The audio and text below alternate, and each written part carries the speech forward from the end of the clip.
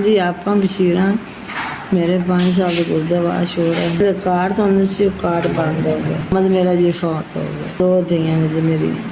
ਮੈਂ ਉਹ ਹੀ ਸਾਂਭਦੀਆਂ ਕਾਰਡ ਤੇ ਹੁੰਦੇ ਸਾਨੂੰ ਗੁਜ਼ਾਰਾ ਹੁੰਦਾ ਸੀ ਕਾਰਡ ਬੰਦ ਹੋ ਗਿਆ ਹੁਣ ਬਹੁਤ ਮੁਸ਼ਕਿਲ ਹੈ ਕਦੇ ਕਿਧਰੇ ਜਾਣਾ ਸਾਡੀ ਸੁਣਦਾ ਕੋਈ ਇਸ ਟਾਈਮ ਵਾਲੇ ਬਾਹਰ ਕੱਢ ਦਿੰਦੇ ਨੇ ਜਿਵੇਂ ਪ੍ਰਾਈਵੇਟ ਹੋ ਜਾਂਦੇ ਤਾਂ 6000 ਰੁਪਇਆ ਮੰਗਦੇ ਨੇ ਸਾਨੂੰ ਤਾਂ ਰੋਟੀ ਕੋਈ ਦਿੰਦਾ ਅਸੀਂ ਖਾਂਦੇ ਹਾਂ ਜੀ ਹਫ਼ਤੇ 3 ਵੇਲੇ ਗੁਰਦੇ ਵਾਸ਼ ਹੁੰਦੇ ਗੁਰਦੇ ਨਾ ਵਾਸ਼ ਹੋਣ ਤਾਂ ਤਬੀਅਤ ਖਰਾਬ ਹੋ ਜਾਂਦੀ ਉਲਟੀਆਂ ਆਉਣ ਲੱਗ ਪੈਂਦੀਆਂ ਦਿਲ ਡੁੱਬਾ ਮੂੰਹ ਨੂੰ ਖੂਨ ਆਉਣ ਲੱਗ ਪੈਂਦਾ ਇੱਕ ਦਫਾ ਵੀ ਨਾ ਕਰਾਵਾਂ ਤਾਂ ਮੇਰੀ ਮੌਤ ਬਣ ਜਾਂਦੀ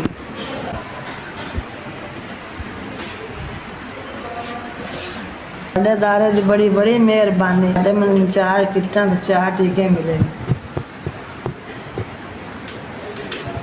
ਅੱਲਾਹ ਪਾਕ ਤੁਹਾਡੇ ਦਾਰੇ ਦੀ ਖੈਰ ਕਰੇ ਜਦੋਂ ਲਾਹੌਰ ਈਦ ਤੇ ਕੈਂਪ ਲੱਗਿਆ ਸੀ ਉਹਦਾ ਕਈ ਸਾਂ ਮੈਨੂੰ ਉਹਦਾ ਵੀ ਸਮਾਨ ਮਿਲਿਆ ਉਸ ਤੋਂ ਬਾਅਦ ਫਿਰ ਇੱਕ ਦਫਾ ਮਿਲਿਆ ਹੁਣ ਫਿਰ ਦੂਜੀ ਦਫਾ ਮਿਲਿਆ ਅੱਲਾਹ ਤੁਹਾਡੇ ਸਭ ਦੀ ਖੈਰ ਕਰੇ ਸਾਡੇ ਮੈਨੂੰ 4 ਕਿੱਟਾਂ 4 ਟੀਕੇ ਮਿਲੇ ਨੇ ਨਾਮ ਸ਼ਮਸ਼ਾਦ ਬੀਬੀ ਮੇਰੇ 2 ਸਾਲਾਂ ਤੋਂ ਨੇ ਗੁਰਦੇ ਵਾਸ਼ ਹੋ ਰਹੇ ਨੇ ਜਦੋਂ ਮੇਰੇ ਗੁਰਦੇ ਵਾਸ਼ ਹੋਏ ਨਾ तो मेरा सेहत कार्ड चलता सी लेकिन उन्हें सेहत कार्ड बंद हो गया है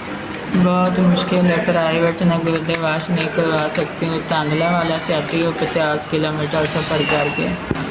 मेरे मियाँ की ना तबीयत ठीक नहीं रहती वो ना दमे के मरीज़ हैं उनसे सांस का ना बहुत मसला है उनको पहले मेहनत मजदूरी करके गाँव चलाते थे लेकिन अभी उनसे ना काम नहीं होता मैं गुर्दे वाश कैसे करवाऊँ प्राइवेट 5-6 हज़ार रुपये मांगते हैं प्राइवेट लेकिन हमारे पास ना इतनी गुंजाइश नहीं है सरकारी अस्पताल में बहुत धक्के खाए लेकिन उससे ना कोई फ़ायदा नहीं हुआ इससे मेरे 3 दफ़ा ना गुर्दे वाश कभी 4 भी होते हैं इदारे की बहुत मेहरबानी आपकी तरफ से 4 किटें और 4 इंजेक्शन और 1 एपरिन मिली है 1 किट मुझे लग चुकी है और 3 मेरे पास हैं